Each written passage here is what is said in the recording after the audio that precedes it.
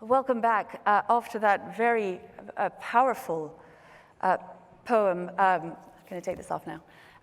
You could actually have heard a pin drop just now in this auditorium. It's time for our final panel before we move on towards our closing ceremony. This time to look at how to cultivate a global multi-stakeholder partnership and some of the measures for enhancing cultural dialogue, inclusion, and diversity. So it is my very great pleasure, first of all, to introduce you to a few of our panelists today. Carolina Cosse, first of all, is the mayor of Montevideo and joins us now.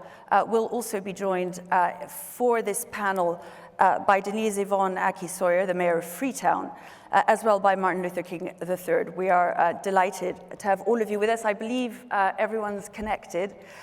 Carolina Cosse, if I could start with you. We're talking, of course, about I shall turn around. Montevideo is a city well known for its leadership on these sorts of issues, and we'd like to hear of some of your experience of how local cities can contribute to this kind of effort. I can see there. Thanks a lot. Thanks a lot. First, I should speak in English. May I speak in Spanish? You may speak in Spanish. We have translation. Please. Okay. Bueno, muchas gracias.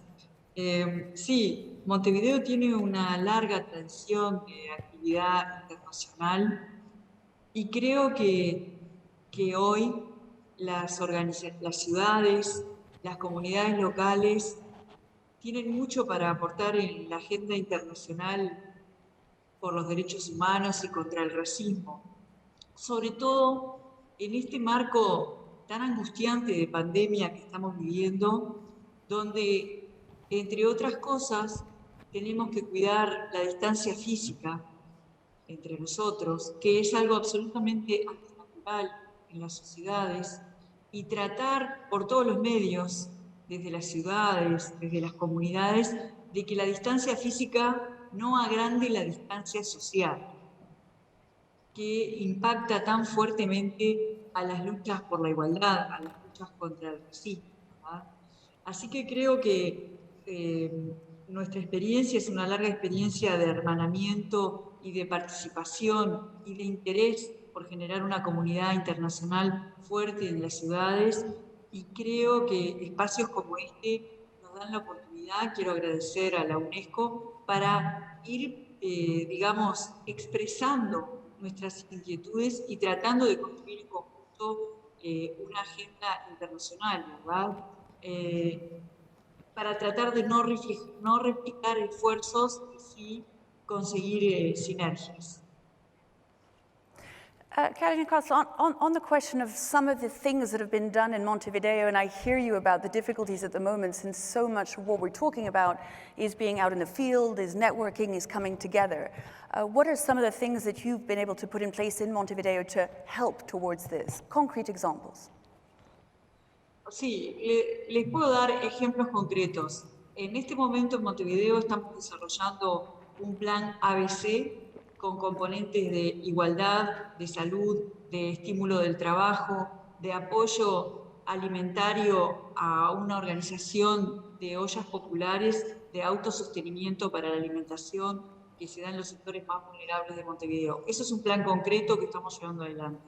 Pero también quiero decir que durante un año se planificó y ahora está desplegado una red local de Montevideo de afrodescendencia resiliente. Este es un proyecto muy interesante. Después, con mucho gusto, puedo proporcionarle a la UNESCO el link de esta red. Es una red que nos permitió mapear personas, organizaciones de la sociedad civil o religiosas, distintas organizaciones, sitios locales que trabajen alrededor de la problemática de la afrodescendencia, porque nos pasaba que en un mismo barrio había organizaciones que no se conocían entre sí. Entonces, hemos mapeado en Montevideo y hemos armado esta red de afrodescendencia resiliente y podemos ver en este mapa tanto organizaciones como acciones de emprendedurismo, ¿verdad? Como locales físicos. Entonces tenemos una primer vista para generar conocimiento y hemos generado la posibilidad, al tener esta red armada, de recibir propuestas para seguir trabajando por una afrodescendencia resiliente e irlas ayudando a desplegar. Esto creo que es una herramienta de política pública innovadora y que viene siendo exitosa, está cumpliendo con su objetivo. Mayor Cosse, thank you very much for that. I'd like to hear also from Mayor Aki-Sawyerr on some of these questions. That idea of the local, the need for connections, as we were just hearing there, of course one can understand very important, but to you, Mayor Aki-Sawyerr, the idea of what a global effort, a sort of global conversation, a global coming together could mean for a city like Freetown. Thanks very much. I was reflecting on, how do you talk about racism when you come from a country in Africa where, your population is actually all Black. And it's an interesting one because it is very relevant, but in a much more subtle way. And I'm going to be perhaps a little bit provocative in the way that I'm going to approach this. Because what's been on my mind, as we talk about racism, we talk about the experience of a city in a developing country, an emerging market, is an emerging economy, is how institutional racism in the international institutions, how institutional racism in the trade frameworks, in the multilateral organizations, in the development organizations, in the financial market, how subtle institutional racism can actually disadvantage countries, cities like mine. Because what happens at the individual level plays out into decisions where very often it's much more difficult to see than it is when you're talking about, someone calling out a name in a city in the US, for example. The way that we might want to think about it is perhaps with reference to the recent articles which were published in respect of Dr. Ngozi Okonjo-Iweala when she was appointed head of WTO. And I think many people saw the headlines where she was referred to as a grandmother. No reference made to her academic qualifications, to her amazing experience, but a very subtle undermining of who she is. What could that potentially lead to when it comes to her role in the WTO, when it comes to her authority? And then if you look from another angle and you look at some of the most significant organizations, from the UN agencies, the Bretton Woods agencies, the World Bank, etc., and you look at the top and you look at the leadership at the top, where the most important decisions are being made, a lot of progress has been and continues to be made. But I don't know that we're saying racism. That's why I said I'm going to be quite controversial. And I'm saying it I'm saying subtle. Let's look at the subtleties now. Because if I was to talk about the impact on a city like Freetown, I would want to step right up and say, when we talk about the global space, is there institutional racism in the highest levels of decision making? On Friday, I had the privilege of being part of a press conference with Dr. Tedros, head of WHO, where we're talking about the rollout of the vaccine in the light of the pandemic. And we're looking at the fact that, some countries have 5 times the quantity of vaccines that they need. And Africa has 38% of the quantity of vaccines that it needs. And there was another continent with 4%. So how are these decisions, how are the institutional disadvantages that sort of decades of slavery and the very unequal development of our globe, of our world, coming from the those centuries through to the abolition of slave trade, onto the civil rights movement, onto where we are today. How does the legacy of these still impact? And I would say in a word, it's access to resources, and it's really subtle. So yes, I feel that there is scope for us to look at this face on, for us to ask the difficult questions, and for us to be ready to challenge, not just in terms of the person who's going to call somebody name on the street, but in terms of the way our global institutions are structured and the lack of equity and the reinforcement of inequality that can come from that. Mayor, thank you for that. That is really interesting. I'd like to put it to Martin Luther King III. The idea that we were just hearing there, of that very subtle but fairly ubiquitous racism that then infects and can decide at a very high level how things are organized. I'd like to ask you for your thoughts about what was just said. Well, first and foremost, let me say how honored I am to be here today with these distinguished mayors and other panelists throughout this entire experience. You know, when we look at racism and racism globally, I first think about something my father said back in 1967 when he spoke before the UN. He said, there can be no peace without justice, and there can be no justice without peace. And it really begins with how we treat our fellow human being. You know, Dad talked about dignity and respect, and he talked about eradicating the triple evils of poverty, racism, and he said militarism, which I've sort of changed to violence, because if we look at our world today, these evils still are within our midst, and racism permeates the entire world, and the structures of racism have to be transformed. And it really does take time. It is, when you look at our society, it's unfortunate that we are still dealing with this concept called racism in 2021. But what we are finding across the world is that it is emerging even more. Now, in our own country, in the United States, what is happening particularly is population shifts are taking place. So the minority community, I don't like the word minority, but I'll use it for this concept. The minority, America will become a minority majority nation very shortly. The Latino Hispanic population, the African American population. And when you combine those and other populations, no longer will Europeans be the majority in our society. And so we find this raising its ugly head. And what ends up happening also is because the United States purports to be an entity that others look to for respect and admiration. And, you know, I think that there was far more respect and admiration, 6 years ago. We've come out of 4 years of an administration that talks about a concept called nationalism. And for some in the Black community, that means, white folk ruling.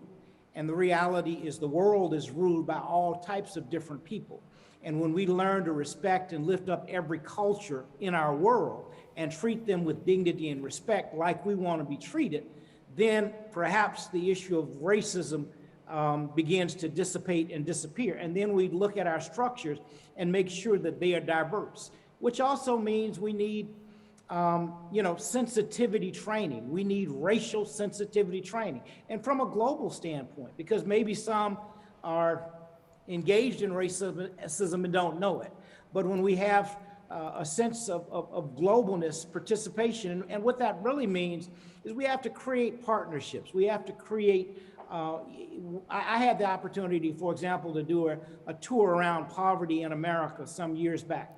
And we looked at all the stakeholders, the political leaders, the religious leaders, the community leaders, and the elected officials. And we brought all those communities, those different elements together to say, how do we address poverty? Well, the same thing has to happen with racism, including the NGOs. When you bring all the stakeholders together, we develop what is called a strategic plan, then we ultimately can and will address this issue and stomp it out all over our world, because we have to for the good of our society. Our society will destroy itself if we do not address this issue called racism that is really destroying our societies, in my judgment.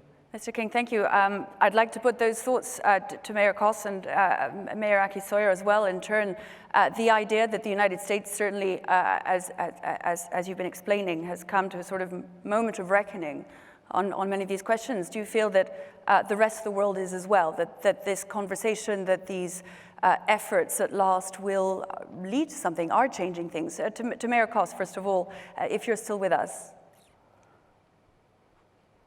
Sí, estoy con ustedes, sí, claro que sí.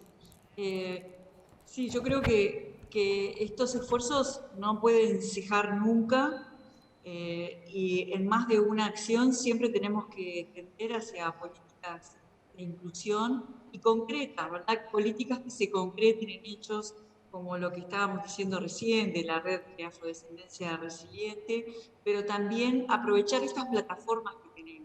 Esta plataforma de la UNESCO y otras plataformas como el CGLU, ¿verdad? Encontrar en esas plataformas la posibilidad de, bueno, de encontrar estas sinergias de las que hablaba al principio y seguir trabajando. Creo que más que nunca en el contexto actual de pandemia global, pandemia global que es una crisis sanitaria, pero que también es una crisis económica y social, y que en general quiero decir que afecta fuertemente a América Latina y dentro de América Latina a los sectores más vulnerables. Todos los esfuerzos por llevar adelante una política social que contemple los derechos humanos, que contemple la igualdad y una mejor forma de tratarnos entre todos los seres humanos deben ser inagotables, deben ser tema mandatorio. Si hay algún lugar donde no hay que ahorrar, es en las políticas sociales. Y desde nuestro humilde punto de vista, las políticas sociales incluyen, sin lugar a dudas, todos los esfuerzos antirracismo, antisemitismo, de verdad, todos los esfuerzos para lograr la igualdad que debe ser nuestra esencia como ser humano. Mayor Aki-Sawyerr, to you finally. This is, of course, the idea of today is all about taking this global call of December and turning it into concrete action. What needs to change? What can change?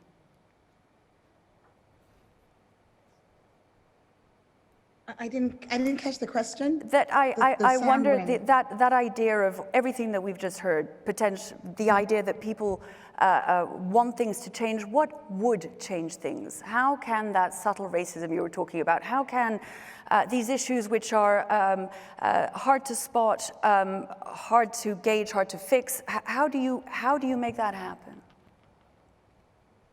I think the short answer is that there are no easy answers. That's certainly the experience of the last, several centuries, decades. But we know that legislation makes a difference.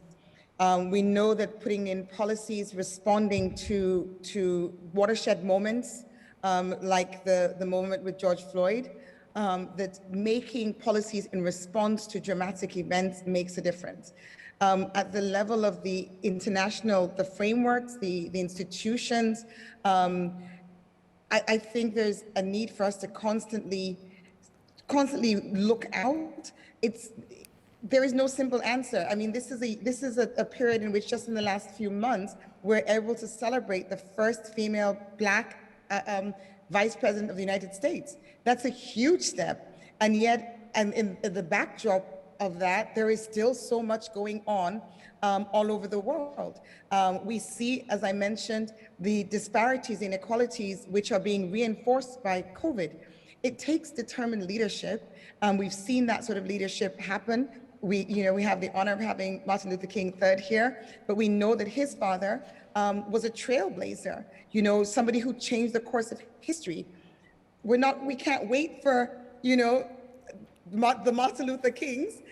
They will come over the course of history, but in between, I think us, the ordinary people, need to keep working through practical decisions in our individual spheres of influence. We need to challenge. I mean, in Freetown, we challenge. We challenge the notion that we are victims, that we are just beneficiaries of donors, and we say no, we're partners. And the reason that our city, our country is where it is complex and it's multi-layered. And let's start picking those apart. I think talking about these things more, as we're doing today, and looking deeper than just the superficial, sort of well, it's not superficial at all, but looking deeper than just the individual racist attacks, and really focusing on the institutionalization of racism at all levels, within all levels of society. I think making that, a subject matter, something that we're focused on.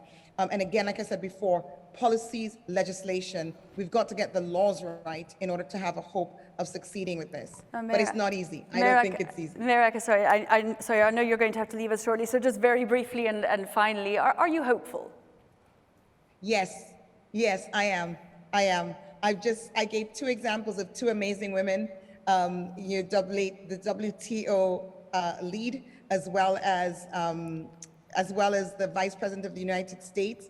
I am hopeful. I see even in Transform Freetown an amazing sort of movement and groundswell of support of international and local organizations working with us as a city on a level of respect and partnership. And I believe that what we see here and what others are experiencing in their own setting means that there is hope. There's always hope. There needs to be hope. So yes, I'm hopeful. Thank you so much for your time, your thoughts. We're very grateful, and we will pick up, no doubt, on that theme after, sadly, you've left us of representation. Thank you so much, Mayor. We're very grateful for your time. Thank you so much. We're going to have a quick look now at a quick video with Kailash Satyarthi, the Nobel Prize recipient, of course, in 2014, for his fight for children's rights and particularly access to education. Our guest will remain with us for a moment longer, I hope, just while we have a listen to what Kailash Satyarthi has to say. And brothers, first of all, I would like to congratulate UNESCO, especially the Director General, Madam Ajulai, and ADG Gabriela, for this very timely forum. Let me begin with a hard fact that 95% of 152 million child laborers belong to those sections and those areas which have been historically discriminated, including the racial discrimination.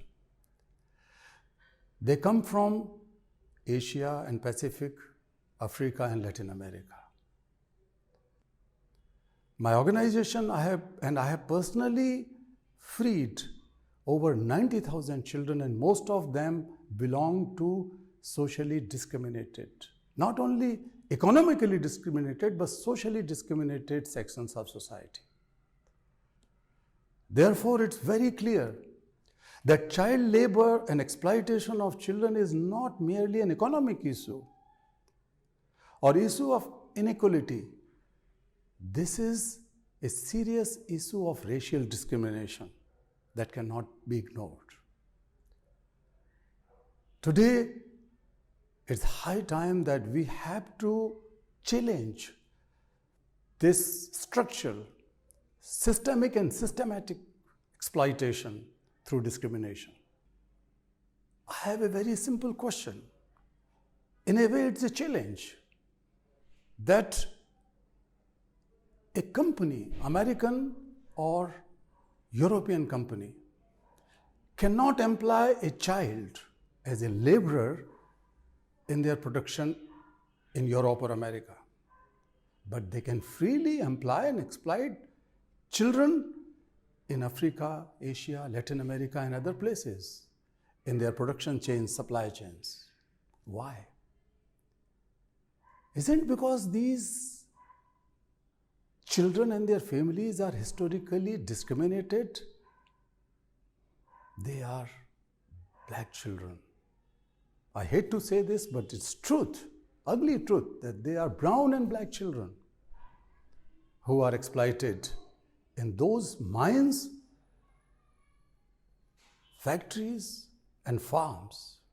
We use all those goods. We are working on telephone screens, computer screens. But you might be knowing that many children from those areas are producing that wealth and that technology. But they cannot use it. They are not the one who can come to this forum. They are not the one who can go to United Nations General Assemblies and other places to say that, look, for ages we have been racially discriminated, politically discriminated, economically discriminated. But dear friends, I am sure that you are going to become their voices. Friends, I have always said that the racial discrimination and child labor are two sides of the same coin. We cannot solve one without other. Dear friends, you know that since 2000, world has become $30 trillion richer.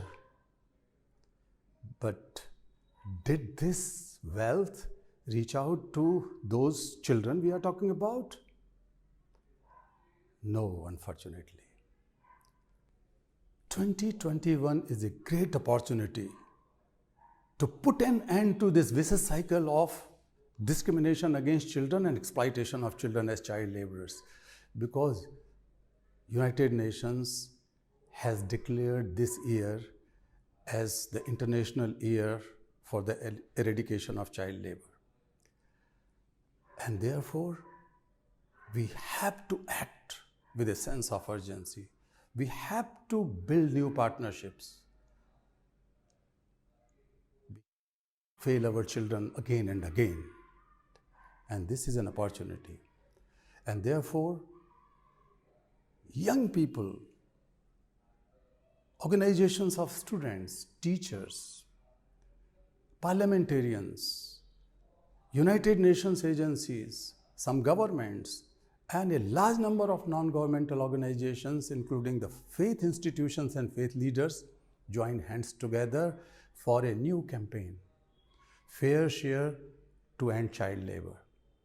Fair share is a matter of justice.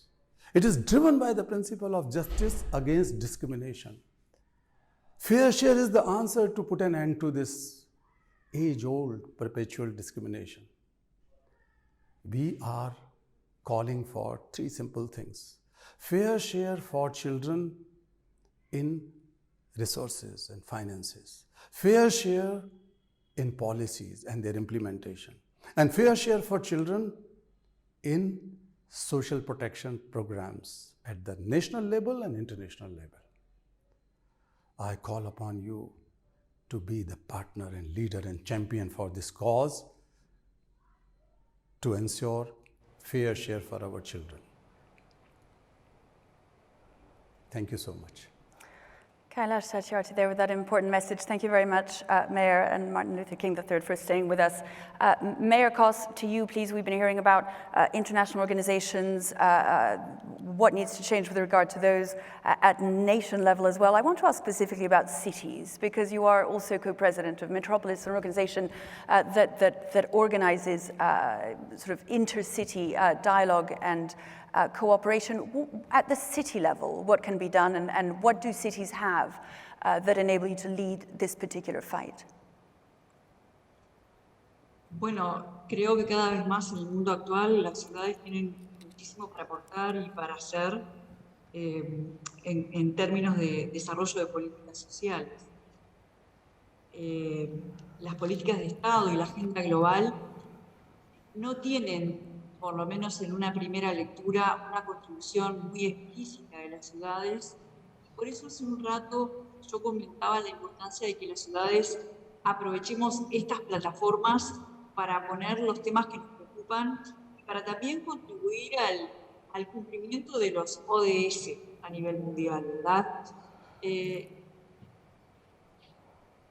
Creo que estamos desplegando políticas de comunicación entre las diversas organizaciones. Este seminario es un ejemplo de eso.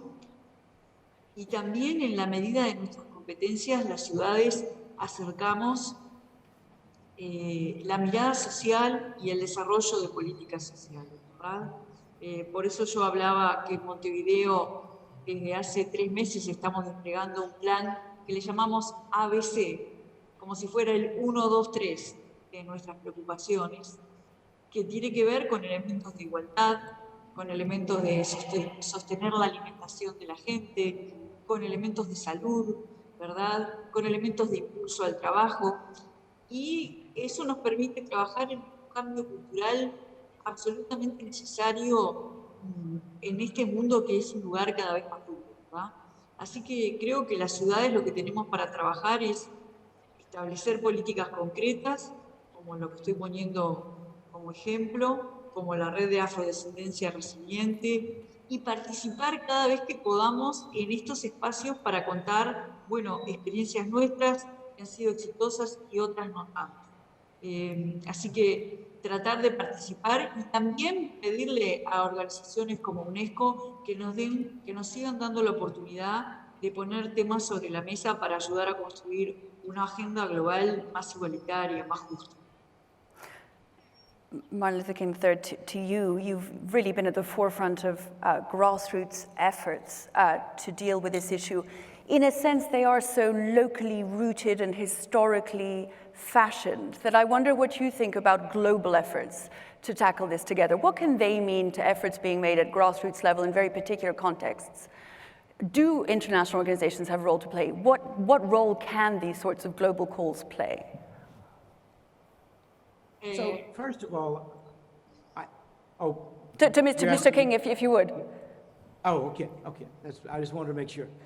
First of all, I think that clearly global organizations, particularly NGOs, have a role. And, you know, at its core, the concept of the United Nations essentially bringing countries around the world together to establish a mission, whether it is the goals that are established that really at this point, the Millennium Goals, they still have to be achieved. Every year we make new goals. Somehow we have to find ways to execute them. But when we look at these problems, you know, at a local level, and as the world knows, we just had a very tragic situation. I happen to be in Atlanta, Georgia. And tragically, just a few days ago, a young man came into massage parlors and actually killed 8 people. 6 of them were Asian women. And 7 of the 8 were women. And we are grappling with, at a federal level, meaning the FBI, to determine if it was a hate crime. Well, the young man came into a massage parlor where Asian women worked. Perhaps he had visited those, but he shot these people saying that he had a sexual addiction. Well, for the last 4 years, we've been hearing hatred spewed out from the head of state, President Trump. And fortunately, Americans came together in large numbers and chose to elect different leadership. So currently, of course, we have the leadership of President Biden and, as has been stated, the leadership of, for the first time, of our first woman vice president in the United States, which is huge, who happens to be African American and Asian. Now, my point is, it's great to make a statement to say this is unacceptable, but we must support our Asian community because over the last year, violence against Asians has gone up because the president was talking about the flu came from China. The China flu, all the different denigrative names that he chose to use to characterize the flu, and other kind of incidents have increased this violence. And my view is we live in a society that has accepted a culture of violence. We've sort of accepted that, particularly in the United States. And my hope is that we can embrace a culture of nonviolence, which is what my father, Gandhi, and so many others in the world have talked about.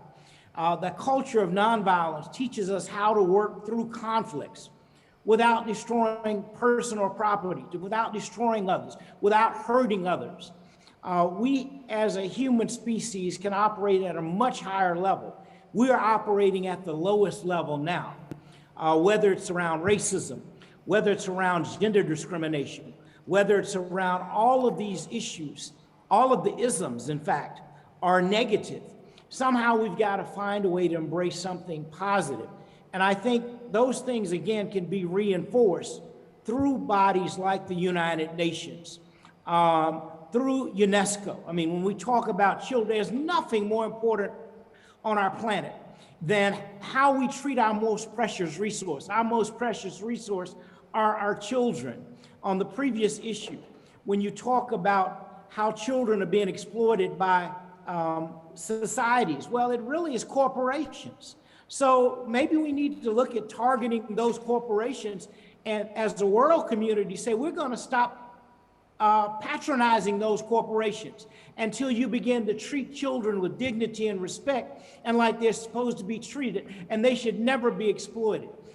These are the kind of things that we could do through technology today, because we know about all these issues. Unlike in the past, it may take weeks and months for us to find out about something. We find out about things instantly now because of technology. So we need to use those platforms to address all of these issues. And ultimately, as a society, we can become a better human species. As I said, now I think we're operating at the lowest levels as a human species. We must do better if we expect our planet to survive. Our planet cannot survive as long as we're being inhumane to each other. And at this particular point, we are seeing the inhumanity. Earlier, I talked about nationalism. Well, nationalism is not just in the United States. It's in Italy, it's in France, it's in the UK, it's in South America, in all of the different countries. And I don't think there's anything necessarily wrong with loving and supporting your country. But the question is, how do we love and support humanity? How do we support each other to lift up the goodness in all of humankind? And I think we have to constantly talk about it. And then, as I talked about earlier, something called sensitivity training. We need racial sensitivity training globally. We need diversity training.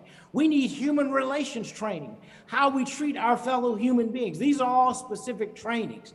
But, I can call for it, but it has to be something that every community says, that is something we want to do, so that our systems of education can incorporate it, so that in kindergarten or at the beginnings of school, you're learning this. And then when you graduate from high school and go on to college, you're still learning it.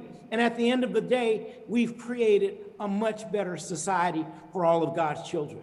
Mr. King, I'd like to put that to Mayor Cosse, the idea that what we're talking about today, the dismal record of humanity on these issues, the fact that in so many parts of the world, ideas about fighting against racism were suddenly under assault, that there was a rise of populism, that there was a rise of nativism, that there were barriers being put up, that things that we had imagined, but wouldn't have imagined just a few decades ago in terms of how the conversation would be going, took place. And I wonder whether you agree that in that context, there is still hope for, by better communication, by education, by a sort of raising of awareness and taking stock and improving of sensitivities and sensibilities, something can be done amidst this. Well, To each of you. Excuse me? Oh, to each, To okay. each of Mr. King, and then I'll ask Mayor Cosse for her reply. Mr. King, first of all. Okay. Well, absolutely, there's hope, as previously was said by the mayor earlier, the mayor of Freetown, that you know, in the summer of this last year, when the tragedy of George Floyd occurred, we saw the largest civil rights demonstrations on the planet. Just about every continent, there were demonstrations. And it was really around racial inhumanity, racial sensitivity, because we saw policemen in our country, in the state of Minnesota, become judge, jury, and executioner. And democratic societies saw this as beyond tragic. So yes, in the United States, we had demonstrations in every state. We've never had civil rights demonstrations in every state in our nation. So the largest demonstrations in the world, we had them in Europe, all over Europe. We had them in Australia. We had them on the African continent. We had them in South America. We had them in Canada. Just about every continent, people were saying Black Lives Matter because people clearly saw that this discrimination exists. My point is, that energy is not going anywhere. We are going to have to find a way to reconcile this issue of race as a society. And many of those demonstrations were being led by whites across our nation, certainly, and even in Europe as well. And so my belief is I am very hopeful. I'm saddened that, unfortunately, the nationalism that is embraced in some countries revolves in a racial context. But I'm very happy to see that young people in all of these countries are coming together and saying, look, that is an old system. It cannot work. It's going to be archaic. And we are not going to tolerate that. We're going to stand up for truth and justice and righteousness for all humankind. And those voices are the voices that we have to continue to hear, but then we have to take steps. And those steps do come through the political system. The political systems, the governments have to take action, but the pressure has to be put on the governments by the people. And ultimately, in a policy or policies, we will ultimately see these changes manifested. We see governments becoming more and more diverse, more gender equality, more racial equality, and the world, while we still have people who are very restricted, the world is expanding, and we as a human community have to expand. And it's not an easy situation. There's no easy solution, but I am convinced that many of these solutions are going to come from the young leadership. We have a lot of young people in our nation who are exhibiting leadership, and I'm very fortunate, my wife and I are very fortunate to have a 12-year-old daughter who speaks about social justice, and her message is being heard around our nation and ultimately will be heard around the world. And she's just one. There are many young people who are her age and older, who are in high school, who are organizing and mobilizing. And we see this happening all over the world. This is a trend. My mother used to say that every generation has to almost earn its freedom over and over again. Freedom is just not given and it just automatically happens. You have to keep reinforcing and make sure that the system does right and people are treated right. But again, it goes back to human decency and respect. If we ever got the notion and understood that we need to treat people the way we want to be treated, if we start off with that notion, treat my fellow human being as I want to be treated, we'll be halfway toward winning the battle. It's a pretty good starting point, Mr. King. Thank you so much. Mayor Cosse, I'd like to put that to you, the idea of a generational shift. I mean, I think what was being said there is absolutely right. These are questions that are conversations that are being forced on us by the young who simply can't accept the idea that things have been as they have. Sí, es como tú dices, yo creo que hay esperanza.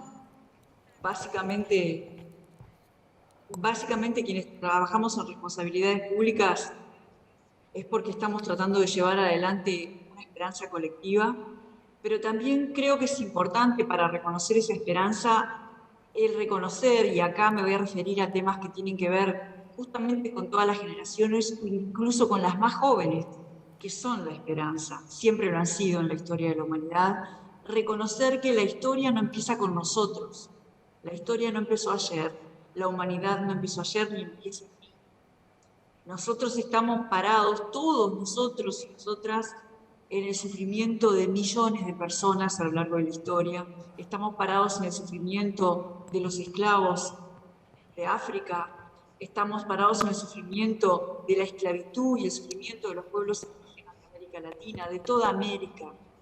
Estamos parados en el sufrimiento de las víctimas del Holocausto y también estamos parados en lo mejor del ser humano, que les permitió llegar a conquistas a través de generaciones y generaciones. Estamos parados en el esfuerzo de héroes y de heroínas, la gran mayoría de ellos anónimos.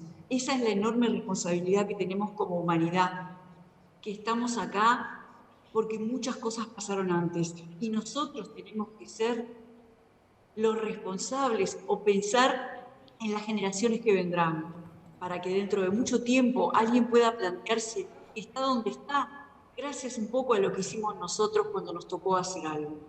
La esperanza existe y estoy absolutamente de acuerdo con el señor Martin Luther King en que hay una enorme cantidad de expresiones de la sociedad civil históricas de apoyo a las mejores causas, a las causas de la justicia.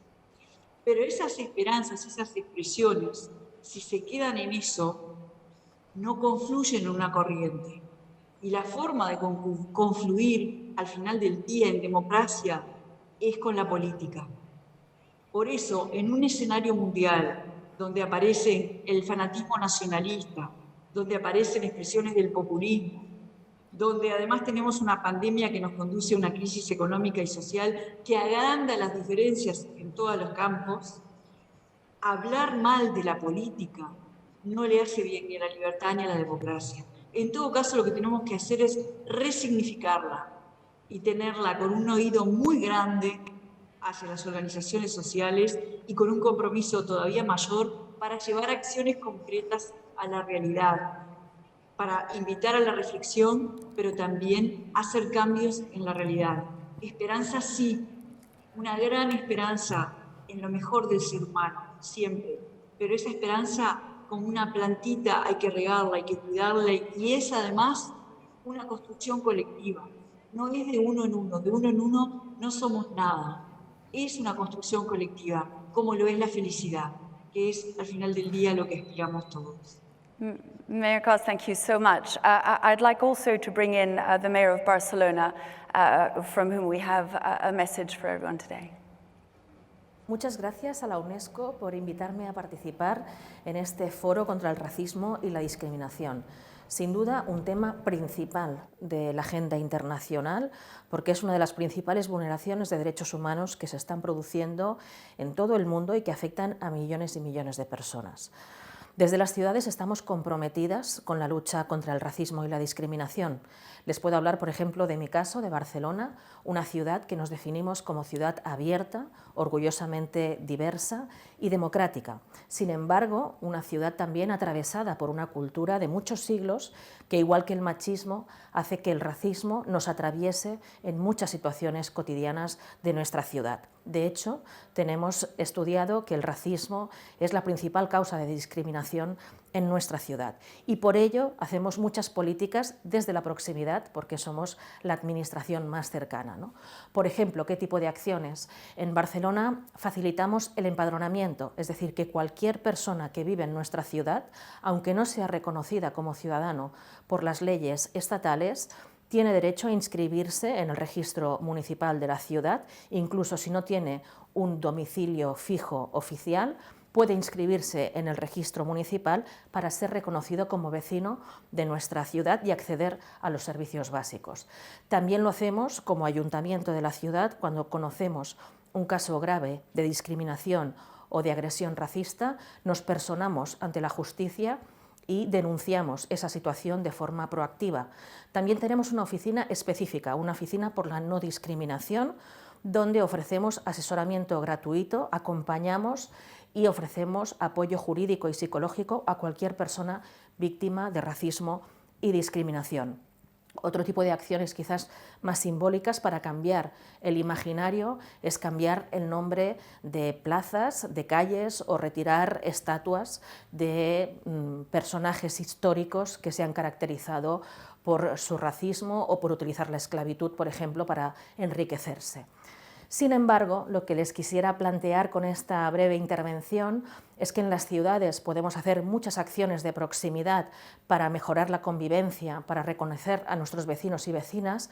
Sin embargo, nos encontramos siempre con un límite, que son las leyes de administraciones superiores, las leyes de los países que demasiado frecuentemente no reconocen los derechos de ciudadanía de personas nacidas en otros países extranjeros. Eso para nosotros es un problema porque tenemos a vecinos y vecinas que quieren integrarse, que quieren participar, que quieren cumplir con sus deberes de ciudadanía, trabajar, pagar impuestos, tirar adelante su familia y sin embargo no se les permite, por ejemplo, trabajar de forma legal porque no se les reconoce los derechos básicos de ciudadanía por parte de leyes estatales. Yo creo que desde las ciudades tenemos que hacer este frente común por los derechos humanos, contra el racismo, contra la discriminación y pedir que en cualquier país a todas las personas que ya viven de forma efectiva en nuestras ciudades se les reconozcan los derechos básicos de ciudadanía y que todo el mundo pueda trabajar de forma legal, porque si no, paradójicamente, las leyes obligan a millones de personas a trabajar en la ilegalidad sin pagar impuestos porque no se les reconocen los derechos básicos. Eso es malo para las personas que sufren el racismo, pero es malo también para las ciudades y para los sistemas democráticos. Entonces creo que esa es una lucha muy básica, que es afirmar de forma categórica que, tal y como dicen los derechos humanos, no hay personas de primera, no hay personas de segunda, todo el mundo debe tener los mismos derechos básicos y, por lo tanto, todas las leyes estatales deberían reconocer el derecho básico a ser reconocido como ciudadano, a poder participar en la vida política y a poder trabajar y formar una familia allí donde efectivamente se vive. Desde Barcelona tenemos ese compromiso y lo tenemos también desde CGLU. Yo, como enviada especial de CGLU ante Naciones Unidas, les ofrezco toda la colaboración de las ciudades en la lucha por los derechos humanos y, en concreto, contra el racismo y la discriminación. Seguiremos con mucha atención en los resultados de este foro tan necesario, las reflexiones, las ideas y la inspiración de referentes tan importantes como los que participáis hoy en este foro. Muchísimas gracias por vuestro trabajo y contad con CGLU como vuestra aliada para combatir el racismo y conseguir una sociedad realmente más libre y más igual para todos y todas. Mayor Colau there with a message from Barcelona. Thank you very much for being with us. Thank you also to our two guests who've been able to be with us live today. It's been such an honor and a pleasure having you both, Martin Luther King III and Mayor Cosse as well. We're really delighted that you had some time to give us today, and it was great to hear from you. That brings us to the end of our panel today. We're going to move on now to a special moment in our day, which is a special stamp that's being launched. It is today in order to mark the International Day of the Elimination of Racial Discrimination. The United Nations decided to launch a special stamp to commemorate the event and to announce and fix really the intentions of all our conversations today. It is under the banner United Against Racism and Discrimination, and the idea is a graphic taken from one of UNESCO's programs that I hope we'll be able to show you in a minute, the Masterclass Against Racism and Discrimination. It is the fine work of the Mexican artist Benito Cabanas and his team, and we're going to have a quick look now.